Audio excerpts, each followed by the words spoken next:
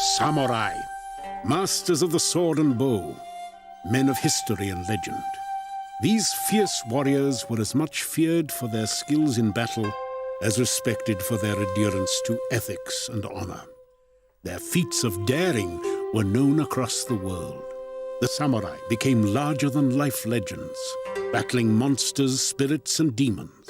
But among these heroes, one samurai captured the hearts and minds of children and adults above all others because, according to legend, he single-handedly saved all of Japan.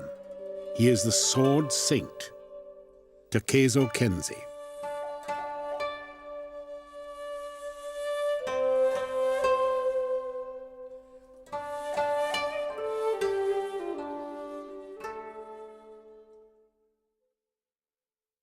The year was 1671, during Japan's Edo or Tokugawa period. The Edo period marks one of Japan's most prosperous periods.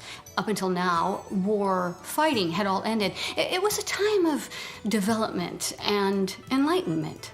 Japan became isolationist, closing off its borders to all foreigners except China, Korea, and the East India Trade Company. Only a bare minimum of imports and exports were allowed. The country's stance was so rigid that unauthorized visitors were to be executed rather than deported. Japan had effectively shut out the rest of the world, but they never suspected that the true threat would come not from outside their borders, but from within. The warlord known only as Whitebeard took advantage of the peace and quickly swept across much of Japan. His forces were said to have numbered as many as 70,000 strong. Whitebeard crushed any resistance he met. Cities destroyed. Entire villages were put to death. It was said that even the mention of his name would cause villages to desert. The country had gone from its most peaceful period to its most bloody. Whitebeard set his sights on Otsu, a tiny farm village, seemingly insignificant. But Whitebeard knew if he captured Otsu, so close to Kyoto, he could use it as his staging ground. From it, he could attack any city in Japan. He would be unstoppable. Otsu did indeed become a pivotal battle for Whitebeard, but not how he suspected. Expecting easy victory, Whitebeard's troops marched straight into Otsu.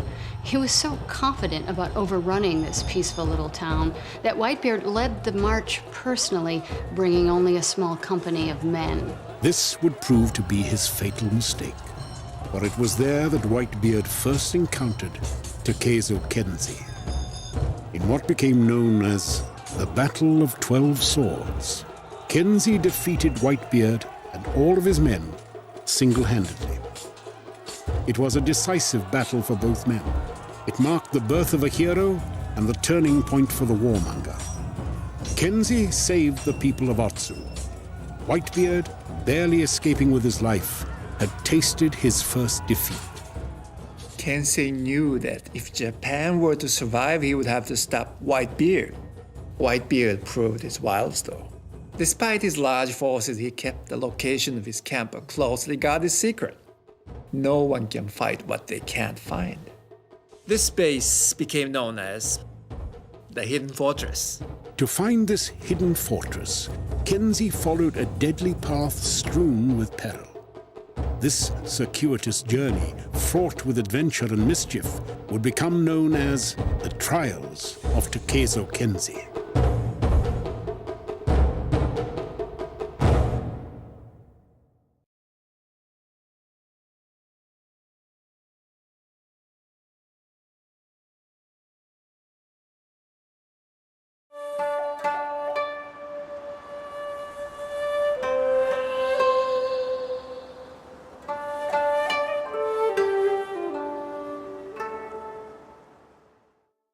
The year was 1671. Whitebeard, a ferocious warlord, had conquered half of Japan. A single warrior stood in his way: Takezo Kensei. Kensei had already done the unthinkable. By himself, he had defeated Whitebeard and his best men in the town of Otsu. Kensei now had to find Whitebeard's secret stronghold to end his threat once and for all. This quest would become known as the Trials of Kensei. His first task would be to find the Fire Scroll. The Fire Scroll is said to have contained many of Whitebeard's strategies and secrets, including clues to the location of his secret camp, known as the Hidden Fortress. Some claim that Whitebeard had bargained with Oni, or devils, to keep the scroll safe within a circle of flame. While supernatural deals may not have actually occurred, what is known is that Whitebeard made a practice of torturing spies and traitors by burning them alive. A thief attempting to steal the scroll was captured. As punishment, Whitebeard not only burned the thief alive, but his village and all of its inhabitants as well. The parchment was forever known afterwards as the Fire Scroll. To get to the scroll, Kensei had to face yet another trial, the 90 Ronin. Once again, our hero alone would face overwhelming odds. His numbers were the source of his military power. Legend has it that Whitebeard was so fearful his encampment would be found, he picked 90 of his most cruel men and tasked them with the protection of the scroll. Some say they were cannibals who ate anyone they saw, and anyone who dared to steal the scroll, they ate alive. The stories tell that Kensei killed all 90 Ronin. But could one man really defeat 90 bloodthirsty killers? It's difficult to extract truth from fiction. The number of the scroll's guardians changes. Sometimes it's 90 Ronin, other times it's 900. Another version claims it was not 90 Ronin, but 90 devils. What we do know is that the Fire Scroll existed, and that Kensei faced an army to get it. The Fire Scroll led Kensei to his next two trials, climbing the frozen waterfall, and then finding the single crimson peony. While these quests were seen as feats challenging his ingenuity, Kensei's future tasks would prove far more deadly.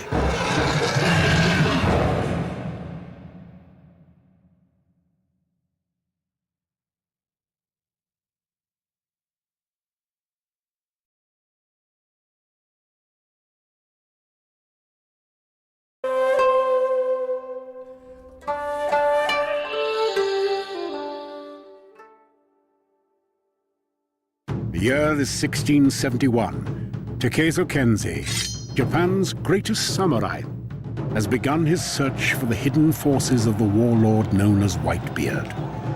Having defeated the 90 Ronin, he faced his next legendary trial. Takezo Kensei, our hero, determined and undaunted, must find a piece of the missing map to locate the hidden fortress. And because Whitebeard is such a crafty one, it's guarded by the black bear of Sakashita. Depending on the source, the bear changes in description from 10 to 30 feet tall. In some versions, it breathes fire like a dragon. In others, the bear is a living shadow, incapable of being cut with a sword.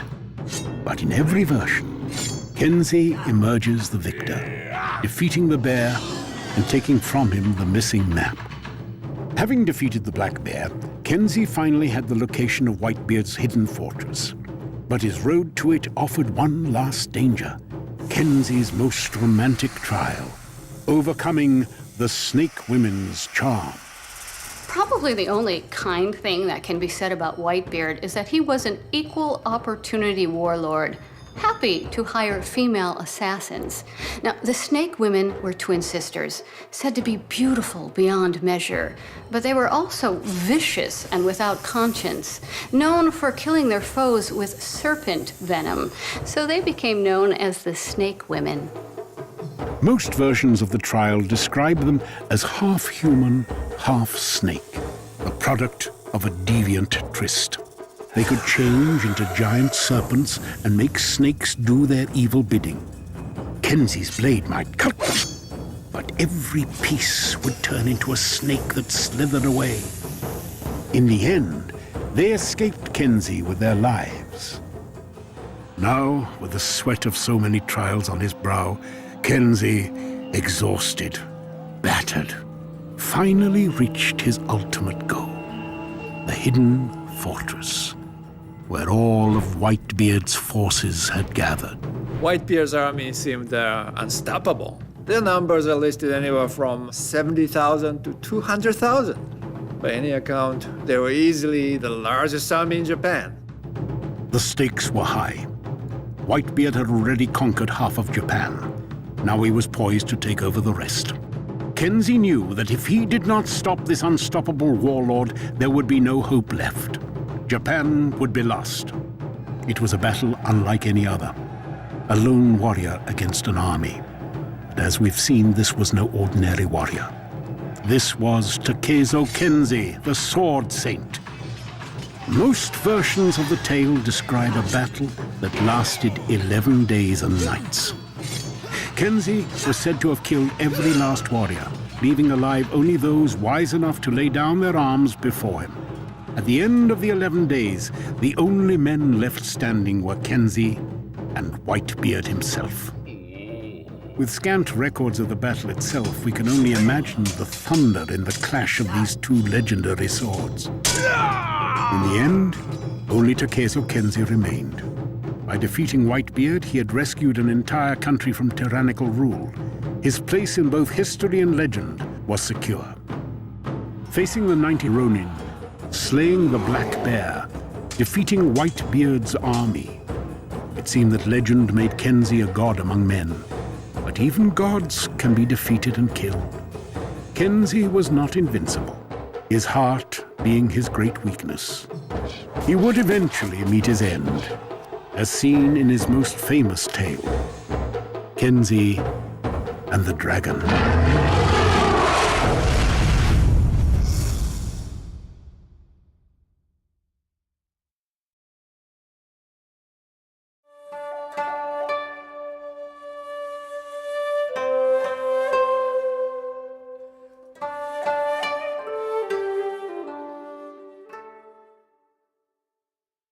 Takezo Kensei. To save Japan, this legendary swordsman faced overwhelming odds and stood victorious. Fierce beasts, massive armies, even the primal elements could not stop him. But it was in his final story, Kensei and the Dragon, that Kensei would breathe his last. It was said that before Kensei began his trials, he met a beautiful princess. The two fell madly in love. But the princess, seeing the threat of Whitebeard, made Kensei swear to do everything in his power to save Japan. Well, to prepare for battle, Kensei trained under the greatest swordsman of his time until he had bested all of his instructors. But he knew even this would not be enough. Kensei sought out the dragon of Kisu Mountain. The dragon was rumored to possess knowledge of ancient and powerful sword skills, but it would only teach those who truly needed it. And even then, a terrible price would always be extracted. The dragon agreed to help Kensei, finding his cause worthy. But in exchange, the dragon asked Kensei to give him that which he loved most in life. It is the classic conflict of the hero in love. Kensei was torn. He loved the princess deeply, but he swore to her that he would do whatever he must to save Japan. Reluctantly, Kensei agreed. So the dragon bestowed on him the full force of his sword knowledge, making him the Sword Saint.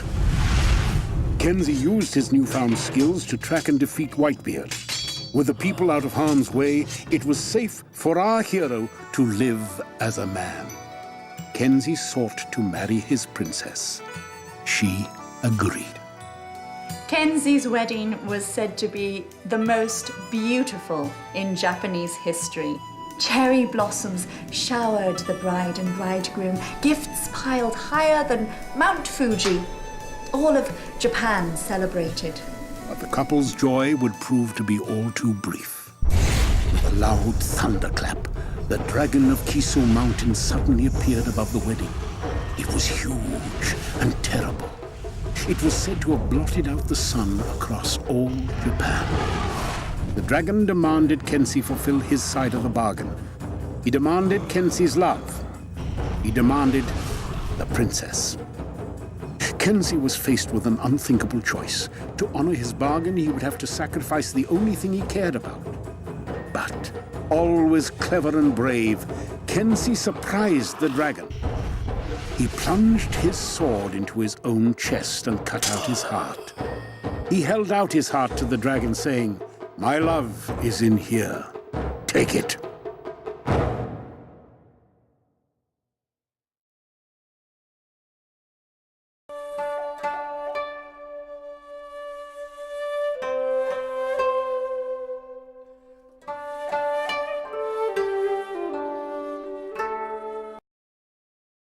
Kensei died in the arms of his princess. But he fulfilled his promise to her when he died. It is one of the best illustrations of self-sacrifice common to the classic hero myths worldwide. Well, in some versions of the story, Kensei is rewarded for his sacrifice. They say the dragon, so moved by his love and honor, put Kensei's heart back into his body, and with his fiery breath brought the samurai back to life. No one knows exactly what happened to Kensei after this. His story as history ends here. But legend has offered him several ends. Some claim he went on to live a long life with his princess, surrounded by more gold than the emperor. Other accounts suggest that Kensei and his bride departed with the dragon, never to be seen again. Another, less optimistic version reveals Kensei's death as final, with the princess mourning her lost love for every day of a very long life. Many wondered just who was Kensei's love, this princess. Like Kensei himself, her characterizations in the tales are numerous and conflicting. A few go so far as to credit her as the creator of the Kensei tapestries, the earliest known record of Kensei, and the potential source of the rich oral tradition surrounding him. No, not many people would agree with me about that. But of all the many versions of the trials, none predates the Kensei scroll paintings, and that makes this signature of vital importance. Yeiko, daughter of the sword maker. If she originated the tales, she may well have been his great love. Who else would know so intimately the details of his journey? Who else would be such a loving bard? Who else but his princess? Well, that's wishful academic thinking. Granted, concurrent records confirm the existence of a woman named Yeiko from the village of Atsu, the only daughter of a much-admired swordsmith, but that confirms nothing. In such a male-dominated society, it's difficult to believe that she genuinely accomplished any of the amazing things attributed to the princess, or that a samurai, like Kensei, would ever allow a woman to accompany him on these dangerous quests.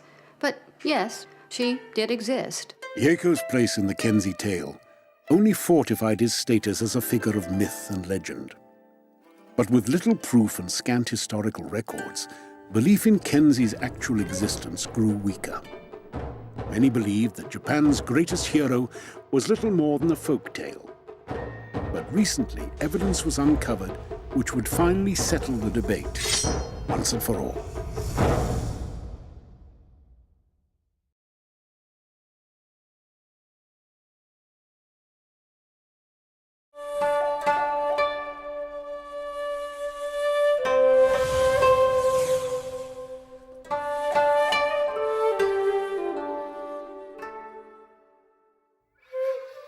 For centuries, many believed that Takezo Kensei was not real, but rather simply a folk tale.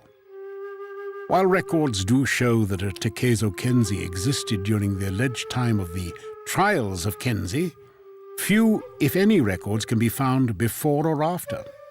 Curator Atsumi Tatsuya offers this explanation. During this era, it was not uncommon for individuals to adopt new names, changing their identities. For example, in 1536, Toyotomi Hideyoshi was born to peasant parents, but he would rise to the rank of a general and then ruler. During this ascension, he created at least 2 sets of new names for himself. Some believe he did this to help cover his humble beginnings. It is doubtful that Takezo Kensei was our hero's birth name. Kensei translates to sword saint, a term given to only the most skillful and revered of warriors. No parents would actually name their child this. More likely, it was a name given to him. But so little is known about Kensei before his trials. It is very possible that he had a past that he wanted to keep secret. Some tales do refer to a time when Kensei was far more savage. Long before he saved Japan, Kensei was said to be feared throughout the land for his short temper and great rage. Though possessing great skill, this Kensei was undisciplined and reckless. Legend has it that his sacred blade, the famed Kensei sword, gave him focus and calmed his wild temper. Like its owner, little is actually known about the weapon's origin. Did he forge it himself? Was it a gift from the gods? Well, there are so many versions of this story. But the most common is he drew it from a field of solid ice. Just like King Arthur and his Excalibur, Kensei was destined to draw the sacred sword to unify his country. But like its owner, it was widely believed that the sword was more legend than real. With little evidence, doubt is cast upon either actually existing. Then in 1977, an exciting discovery. Daniel Lindemann, CEO and founder of the Lindemann Corporation, made the announcement that he had indisputable evidence of Kensei's existence. He had uncovered the actual Kensei sword. After exhaustive testing, it was confirmed. The sword was genuine. Takezo Kensei was indeed real.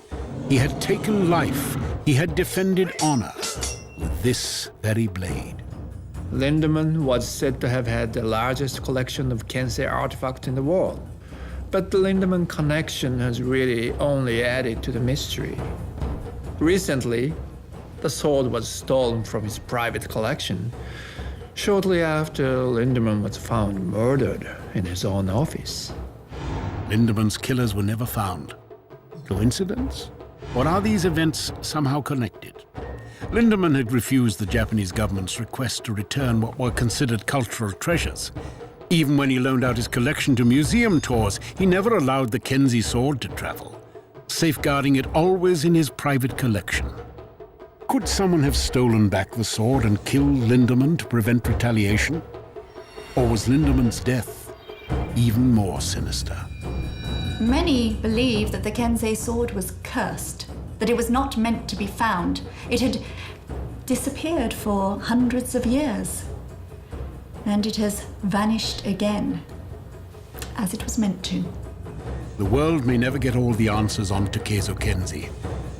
It appears that he, his trials, his love, even his sword are destined to remain shrouded in mystery.